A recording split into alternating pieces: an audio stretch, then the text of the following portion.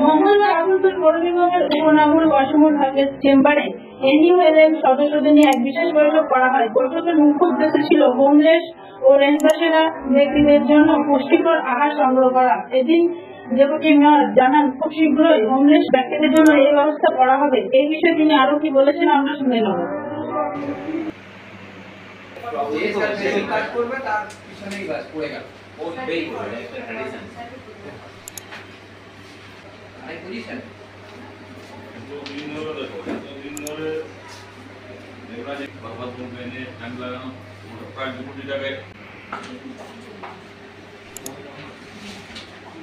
Green Asansol, clean Asansol. অঞ্চলে 3টা ambassador আছে এনইউএলএম ডিপার্টমেন্টের আন্ডারে। সেখানে হোমলেস মানুষরা থাকে, বয়স্ক বাচ্চা, তাদের পুষ্টির জন্যে মিল্ক দেওয়ার জন্য একটা আমরা বসেছি যে বয়স্ক লোকগুলোকে আমরা ডেলি খাবার সঙ্গে সঙ্গে মিল্ক পুষ্টিকর দিতে পারি, বা যার বাচ্চা আছে তার ঠিক মূল্যে। তো এইটা নিয়ে আমরা যেটা সাধারণ মানুষের কাছে আমাদের যেটা সিদ্ধান্ত এবং উপর থেকেও যেটা নির্দেশ যে অনেক মানুষ আছে যারা সোশ্যাল কাজ করে, এবং আমরাও জন্মদিন পালন করি বিভিন্ন সময় বাচ্চার, নিজের, সবার। সেই সময় অনেক লোককে আমরা ইনভাইট করি, খাওয়াই।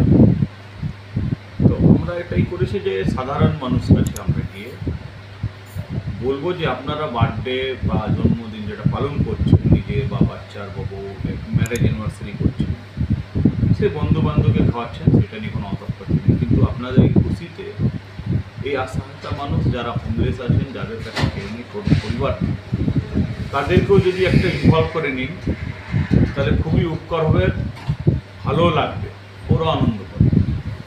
আপাতত আমরা চাইছি যারা অনেক ব্যবসায়ীরা আছে বা যাদেরকে ঈশ্বর, আল্লাহ, ভগবান যা বলতে ফাইন্যান্সিয়াল কন্ডিশনে খুব ভালো জায়গায় রেখেছে, তাদের কাছে আমাদের আবেদন আছে যে এই অসহায়তা লোক, হোমলেস যারা আমাদের এনইউএলএম রেম্বাসার সেন্টারে থাকছেন, তাদের পুষ্টির জন্য যেটা আমরা মিল্ক দেওয়ার ব্যবস্থা করেছি, তাতে হাতে বাড়ান। আপাতত আমরা দুটো মানুষের সঙ্গে কথা বলেছি, ওনাদেরকে রাজি করাতে পেরেছি যে এদেরকে মাসে 3000 টাকা করে প্রত্যেকটা সেন্টার আমাদের আপাতত যে হিসাব যে লোকগুলো থাকছেন তাদের মিল্কের জন্য খরচা তারা বহন করার জন্য রাজি আছে।